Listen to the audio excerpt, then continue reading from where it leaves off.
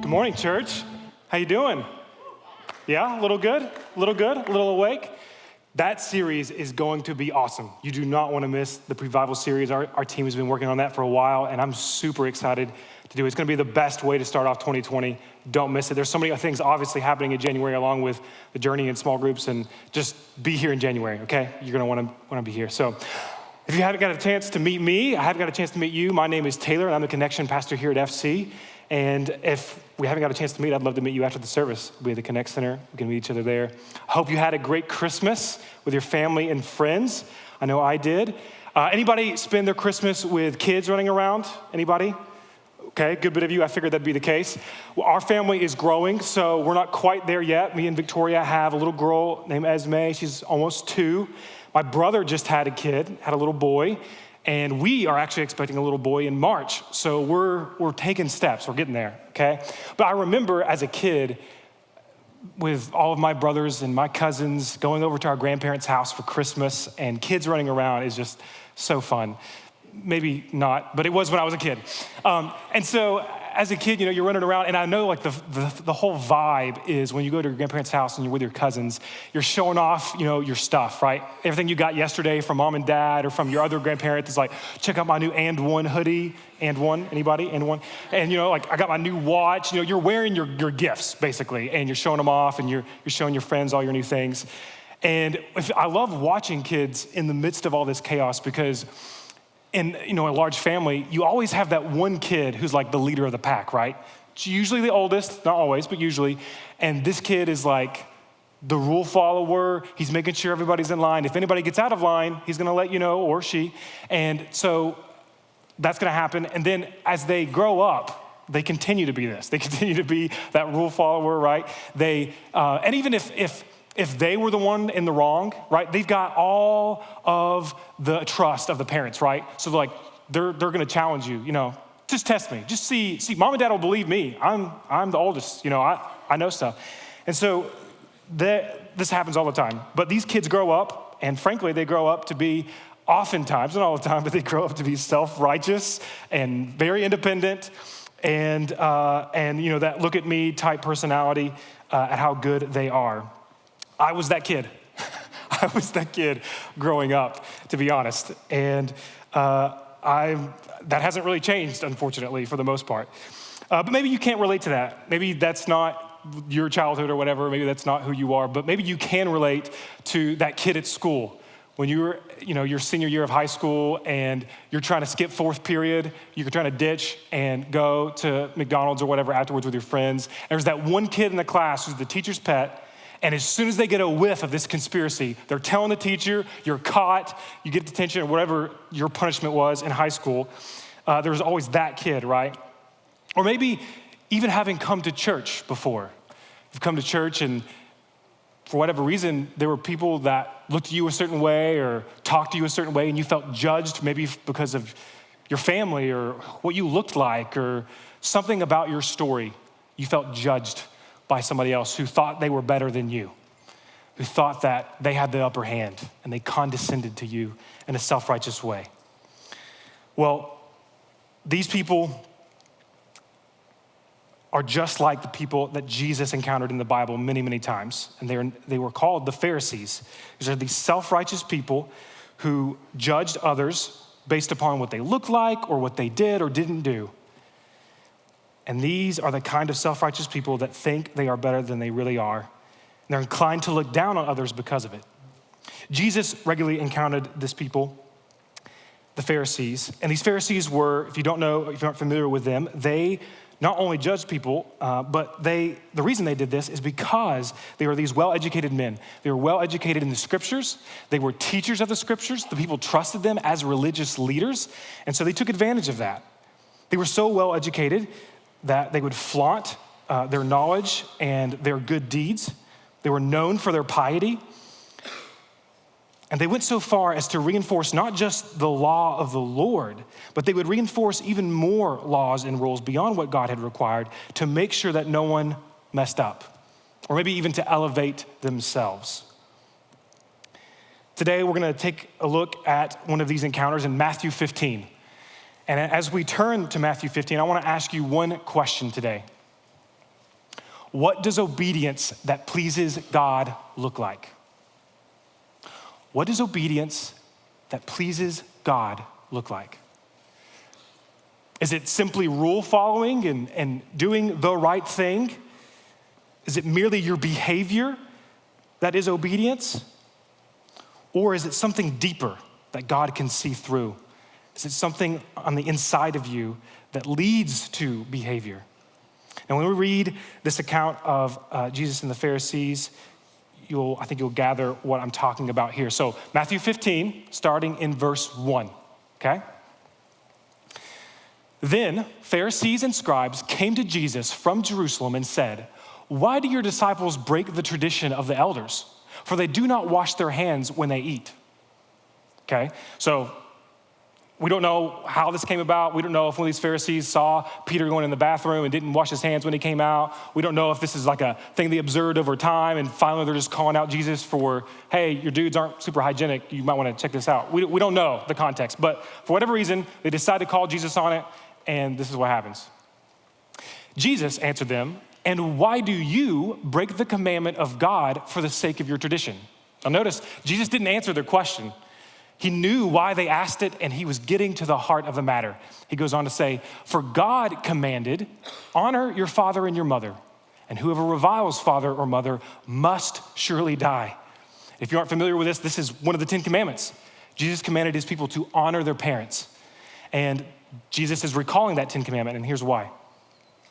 Jesus goes on to say, "But you say, if anyone tells his father or his mother, 'What you would have gained from me is given to God,' he need not honor his father. So for the sake of your tradition, you have made void the word of God." Now, this is a little confusing, I understand. When he says, he's quoting them, "What you have gained from me is given to God." This is what a Pharisee or one of these religious leaders in the Old Testament would have said to their parents. And the reason they would have said this is they had a law, a condition, if you will, that if they were going to go into this Levitical priesthood, if they're going to go into vocational ministry, for the sake of their ministry, what they would say to their parents is, "Hey, all that time and effort and care I would give to you, it's going to go to God. So I'm kind of dismissed of this honoring you." And you got to remember that honoring your parents in this day was well beyond just talking about them nicely and obeying them. It was in a community that was very familial, very centered around taking care of the family. We didn't have retirement homes and assisted living and these kind of things that take care of us in our old age that we have today. The family took care of their own. And so this was a big deal. And obviously the Pharisees saw fit that, you know what, I'm kind of dismissed of that because I'm doing something righteous and holy. And what Jesus points out to them is them doing that for the sake of their own tradition, the sake of their own laws, voids the word of God. It disobeys God. Jesus goes on to say, "You hypocrites, well did Isaiah prophesy of you when he said, 'This people honors me with their lips, but their heart is far from me. In vain do they worship me, teaching as doctrines the commandments of men.'" Now, I hope you see that what Jesus saw in these men was not just the argument they were trying to make, but he saw their heart. And he saw that these Pharisees loved rules. They loved the law. And they probably started off making all these rules and setting up boundaries beyond what God had given for good intentions. Let's just assume the best of them. Assume that they were trying to live a life that was pleasing to God. Best case scenario, that's what they were doing. But here's the problem. When you merely tell people what to do or not to do, you aren't changing their heart. You aren't cultivating the desires of their hearts for what God desires. The Pharisees had grown to cherish their rules over God himself. And that was demonstrated in their willingness to adhere to their own rules over obeying God's law. Jesus provides a clear declaration of what is happening in their hearts by quoting the prophet Isaiah when he says, "This people honors me with their lips, but their heart is far from me." They were giving lip service to the Lord, saying how much they loved and adored God in public, doing things that were righteous and good, all while their hearts were far from the Lord, far from being sincerely obedient. we see these Pharisees doing two things. And these are things that we also do. And I hope that as we look at these, that you can relate. The first thing that we see them doing is they and we point to others' sin to elevate ourselves. Point to others' sin to elevate ourselves. This is that classic judging that we were talking about a moment ago. And it often comes out in gossip or even in our thought life as we may not speak it out to people, but in our own thought life, as we see other people in our lives, we elevate ourselves internally. We have this inner dialogue of, wow, I'm so glad I'm not like that person. I'm so glad I don't struggle with that. I'm so glad things are going well for me. I've never done that. I will never do this. Look at me. God must be pleased with me. And that's the heart. That's the thoughts of the heart and mind that believes that. And as we do that, for some reason, to be honest with you, this is really common in church people, in religious people. That's why these Pharisees did this. We see everything as right or wrong, and we feel worthy to point out to everyone, especially when they are seemingly in the wrong, and all the while we're blind to the infinite amount of grace and mercy that we have received for the things that we did or do that are unpleasing to the Lord. And this is as old as the garden. It's as old as the Garden of Eden. To avoid being seen for our own shortcomings, we point to the failure of others or blame others to push the attention away from ourselves. We complain and we get upset with our spouses or our friends or our coworkers, our boss, and we complain about how they've wronged us, how awful they are, how bad they are, how ungodly they are, all to avoid addressing the primary issue within us.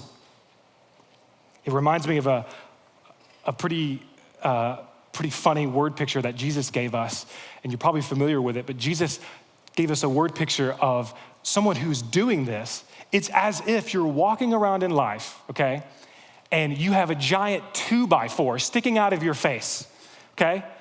And meanwhile, you're going around to your friends and family or whoever, and you're saying, hey, you've got a splinter in your eye. Meanwhile, there's a 2x4 sticking out of yours. Do you know how stupid you look when you point out the small things that are seen in others' life? Meanwhile, there's glaring sin and disobedience and shortcomings in your own. And to be honest with you, there's been one phrase that has stuck with me in my own life, in my own battle with self-righteousness, that continues to be a help to me. And it's at the cross is even ground. At the cross is even ground. This is what this means. It's another word picture that before we've come to believe Jesus, before we've come to follow Jesus, we come to the cross, and we, those of us who struggle with self-righteousness, and I'd say all of us do to some degree, we have this perception that we've come to the cross at varying heights, at varying degrees of guilt. Some of us have come with a little smaller rap sheet of right and wrong, right? But the reality is according to God, according to the one who wrote the law, according to the one who gave the cross, he said that all are equally guilty and unrighteous. And so as we come to the cross, you stand equally condemned as anyone else. And the same is true after we have believed in the cross. And this is the beauty and the message of the cross, is that as we have believed in the one who died for us and lived in our place, we are now equally righteous with one another because we all have Christ's righteousness. We have no less righteousness from Christ. But we don't act that way, right? We act as though, oh, they're worse than me. Oh, I'm better than them. No matter what side of the cross you're on. So when you find yourself impatient or judgmental toward that unbelieving coworker, or even that person from the small group that you used to be in, remember at the cross is even ground. No one is any better or any worse than anyone else. Everyone is in equal need of grace from God. Now, the second way that we see the Pharisees trying to make themselves look better is that they hide behind what they do to hide who they are. We hide behind what we do to hide who we are. this was a very often occurrence for the Pharisees and Jesus' interaction with them. They would boast all the time about all that they knew and all that they did, and Jesus always saw through it. He called them out for praying and fasting for the whole world to see because they were trying to get noticed for being so holy. And they were really after the praise and approval of man. And this is perhaps one of the scariest to me because this is something that's so inundated in our culture. As American Christians, we have filled our lives with so much busyness, so much to do, so much to be. And in the midst of the noise, we've become spiritually disoriented. We've convinced ourselves that, you know what, hey, if I'm a partner at FC, if I've gone through all the journey classes, I'm in a small group, I'm serving, I'm doing all the stuff. Therefore, I love Jesus, I follow Jesus. And don't hear me wrong, those are good things. But that is merely the surface. That is merely the things that we do as followers of Christ.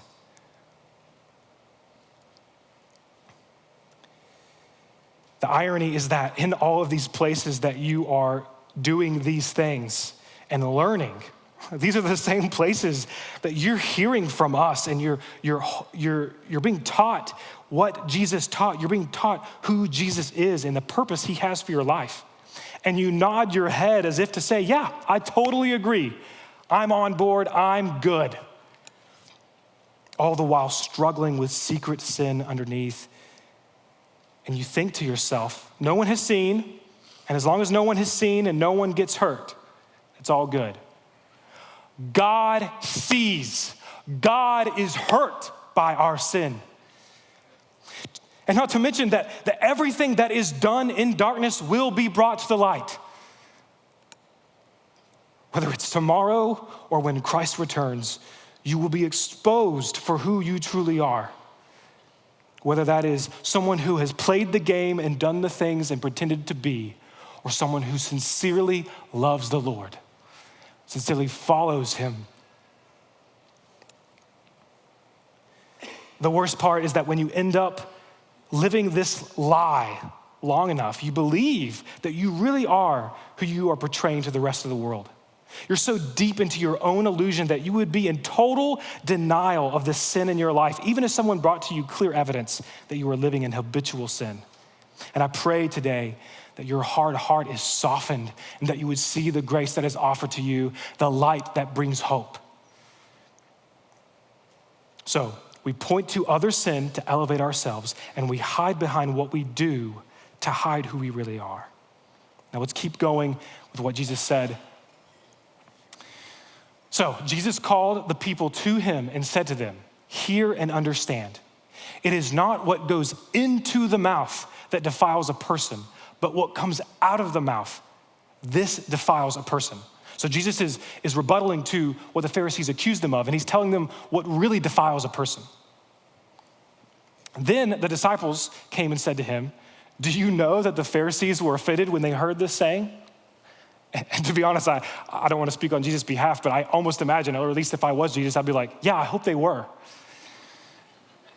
Jesus answered them, every plant that my heavenly Father has not planted will be rooted up. Let them alone. They are blind guides, and if the blind lead the blind, both will fall into a pit. So what Jesus is saying here is that first, these men are not from God or for God. And that's what he means by having been planted by God. And secondly, he's saying that they are blind to both their own standing before God and are leading others astray by blind teaching. In other words, blind people will only perpetuate blindness.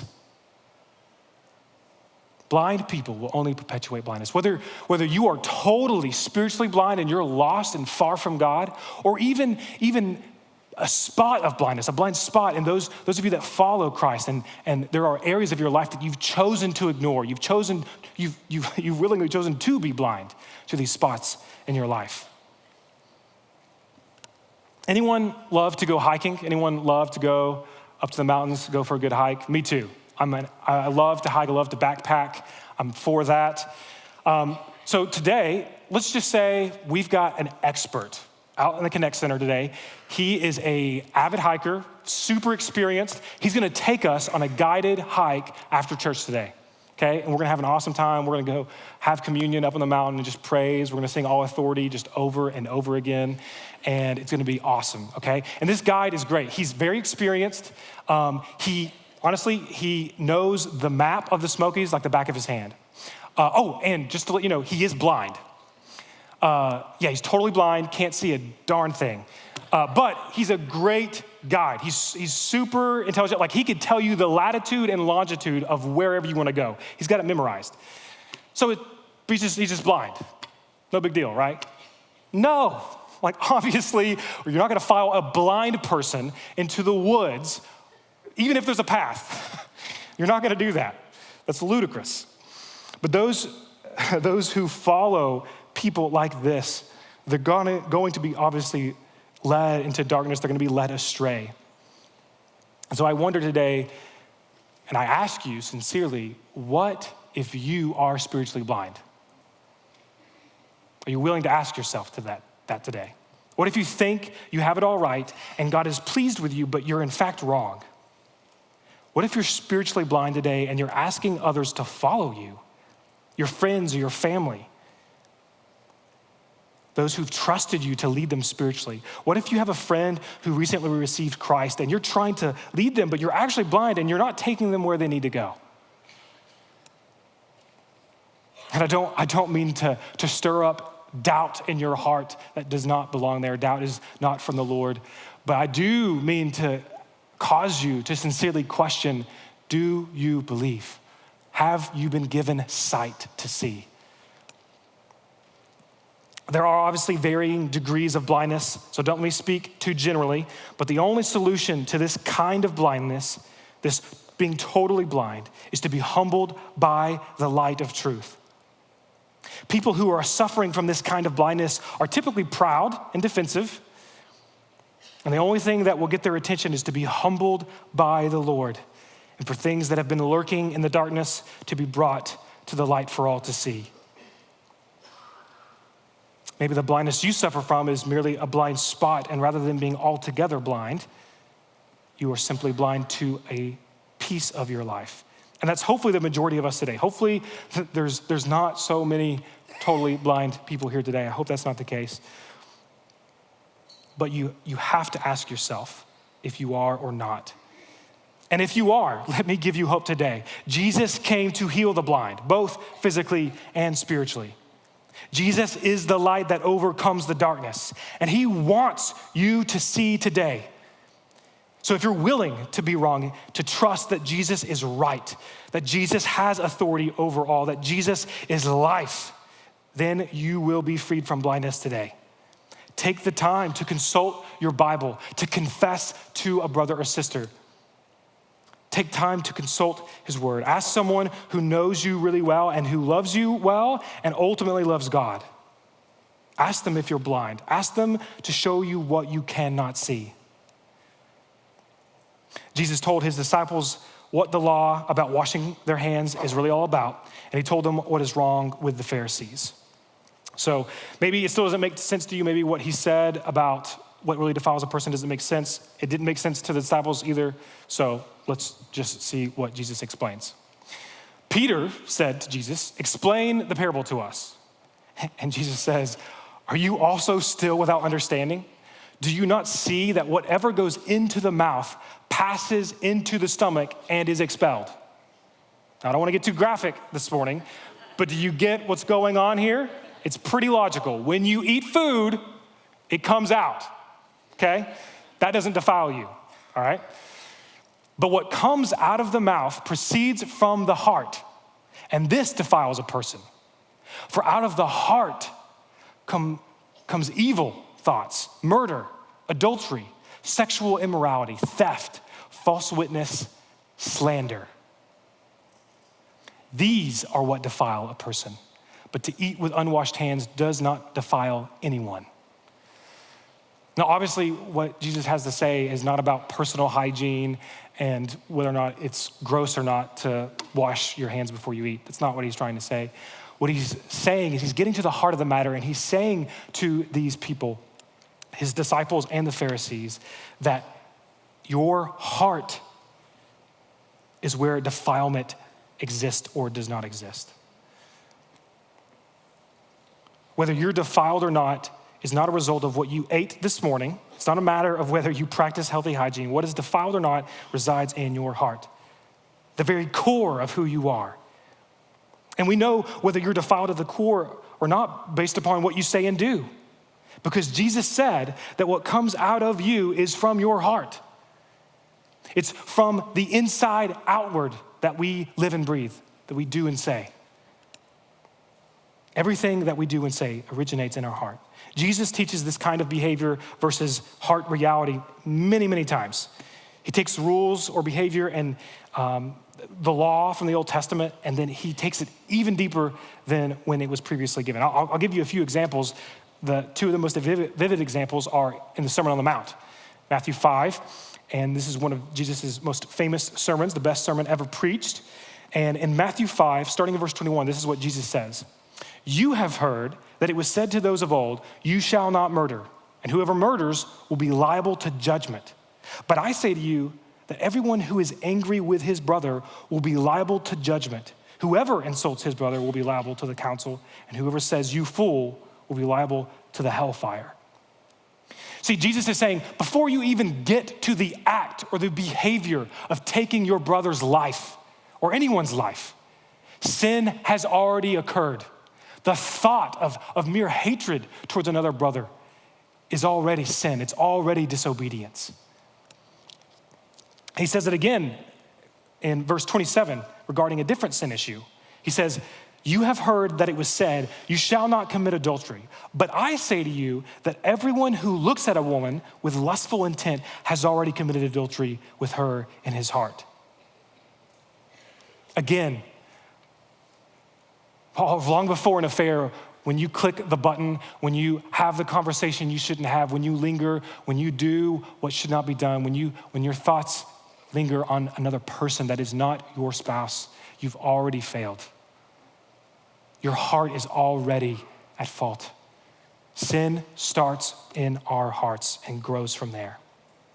What Jesus is making very clear in these teachings and in what he's saying to the disciples is that I skipped this part. When you see things the way Jesus sees them, you see them for what they truly are. So what I'm saying here is that when you see sin the way Jesus sees it, then you're seeing accurately. We have to see things the way Jesus sees them. God is less concerned about what you feel is right or wrong. He's less concerned with what you perceive to be right and wrong. He's not concerned at all about other people think about you as whether you are right and wrong. He sees what is true and right, and we have to listen to him.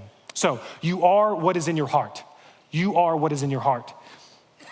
If you're a child of God and your heart is being made holy and you desire holiness, then what you say and do will be shaped by holiness. However, if you're a child of darkness and your heart longs to do whatever it pleases without wisdom or without any regard for the Creator, then you will do whatever you want and it will be shaped accordingly. When your heart is for God, then you will do what a loving, grateful child does for their fathers. You obey. Even when you aren't sure why yet or how this is better for you, even when you're unsure about how this obedience could possibly be the best. Like a loving, trusting child, you trust the heart of your Father who knows best. Or the opposite is true. When your heart is for yourself, then you will do what you desire. You will act like a hateful, ungrateful child towards your Father. You will do and say whatever feels best to you without any regard for whether it dishonors the Lord. You will schedule your time, you will spend your money, and you will worship whatever idol seems the most life-giving today. We see these things that are in our hearts when we're under stress, even when we're bored or when we're suffering. It's when our back is against the wall that the pressure of life squeezes what's truly in our hearts. And I've seen it time and time again in my own life. I've seen it in your lives. And I've seen it over and over that this is always the case. The pressure of life and circumstance will squeeze out what is truly in the hearts of men. Let me put it this way.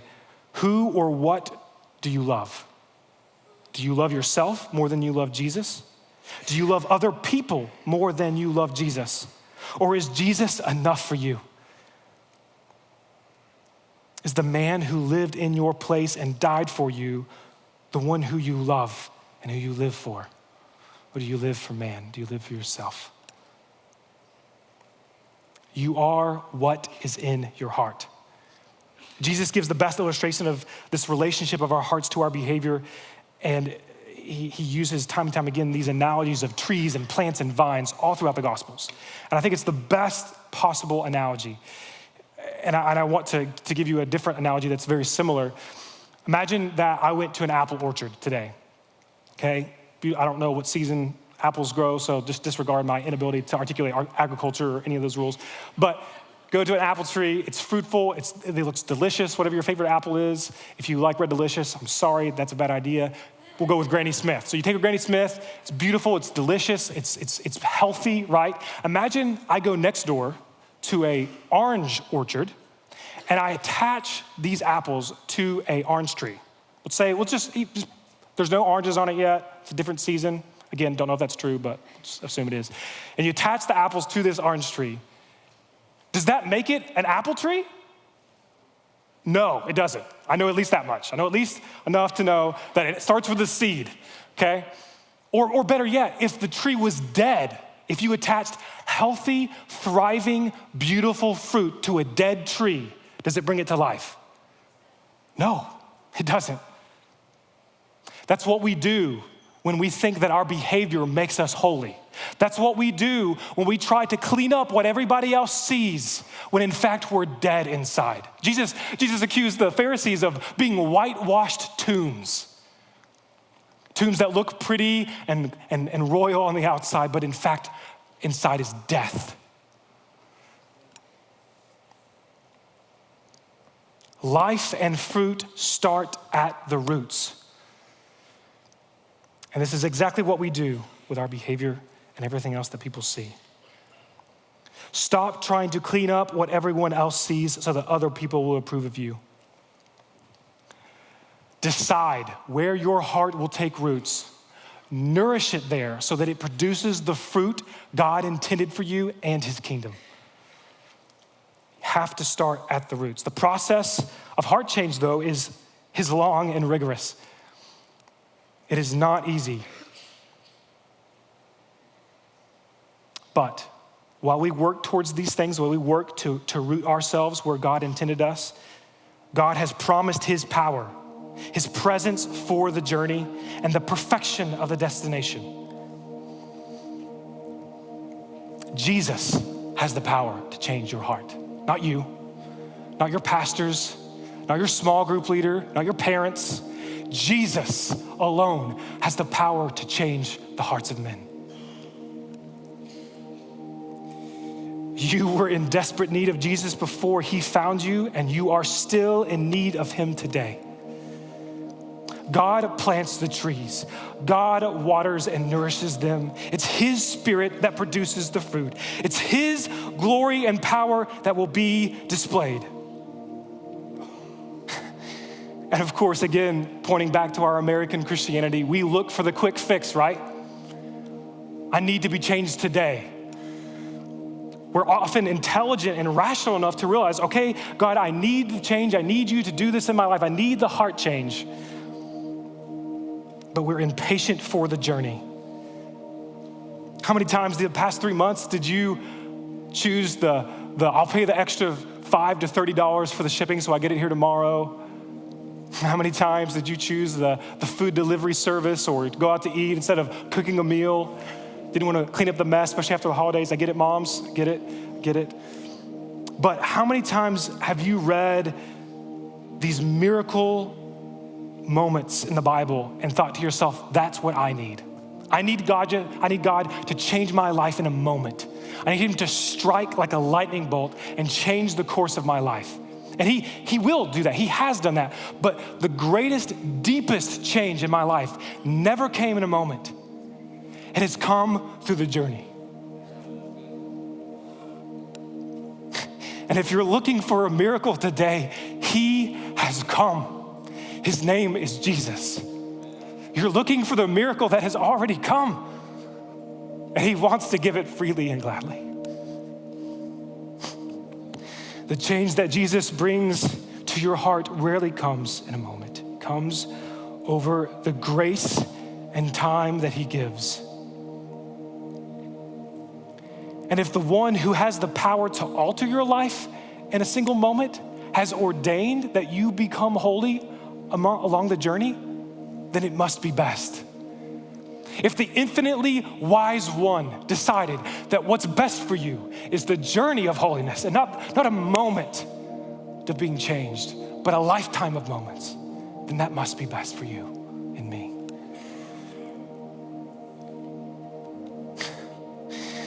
This has been a very personal sermon for me. This has been my life. I'm that kid that grew up in the good family that loved the Lord and grew up in church and did all the stuff and the things and decided at a young age that I wanted to follow Jesus and that he was my life. But I've struggled, while I've confessed many times, I need Jesus and I believe that I need him. I have wrestled so many times to truly believe what I've confessed, that I actually need Jesus for everything. And I came to a point at the beginning of this year where I tried to take an axe to the root of that sin in my life of self-righteousness and independence from the Spirit of God. And he brought me to this passage in Jeremiah. And it's these 4 verses that have changed my life. Jesus said to the prophet Jeremiah in those verses, he said, "Thus says the Lord, cursed is the man who trusts in man and makes flesh his strength, whose heart turns away from the Lord. He is like a shrub in the desert and shall see no good come. He lives in the parched places of the wilderness and in uninhabited salt land. But blessed are those who trust the Lord, whose trust is the Lord.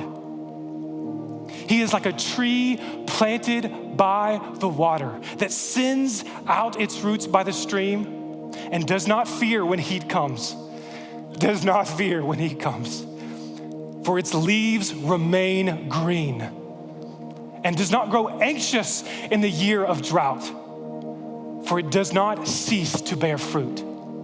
And I love that picture of a tree planted by the water because it takes a long time for a tree to grow deep and to grow rooted by the stream of life. And it's this, every plant analogy that Jesus used expressed this idea of time and patience, both God to you and you to him.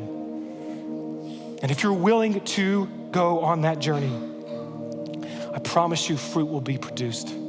I promise you, God promises you, he promises you that fruit will come. Now, some of you in the room may not relate to that today. Maybe, Taylor, you're self-righteous, man, so sorry for you, but I'm not that person. Rules and behavior and working harder and doing better, that's not me. I'm a little overwhelmed by the thought of being good enough. If anything, I'm the self-deprecating one. But remember this, there is one thing in common with the self-righteous and the self-deprecating: self. The focus is on you. Whether you think you're good enough or you think you're unworthy, you think that you'll never be good enough, regardless of what you believe, the answer is the same. We raise our gaze to Jesus. You look at the perfectly righteous one and you behold his glory. And as you behold him, I don't know how, it's miraculous and beautiful, but somehow by looking at him, by beholding him, we are changed. We become like him. We fall in love with him and we obey him.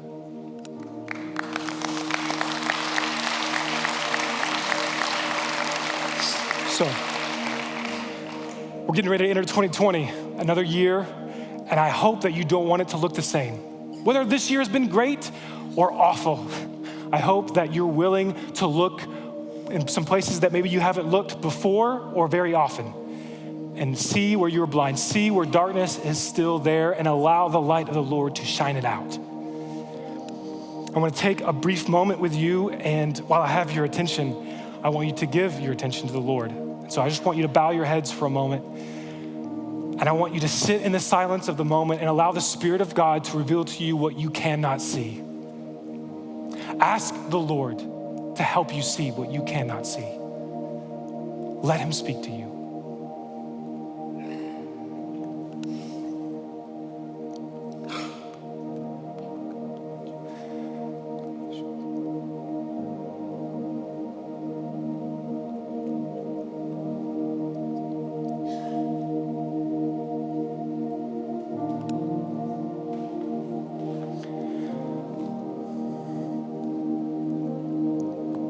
Father, you are the best. You're so good. And your goodness and your holiness is blinding.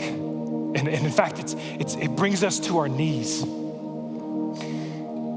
And Lord, I pray that as we are brought to our knees and you lift our heads to see your cross, the image and the picture of your holiness and grace simultaneously displayed, would we behold you?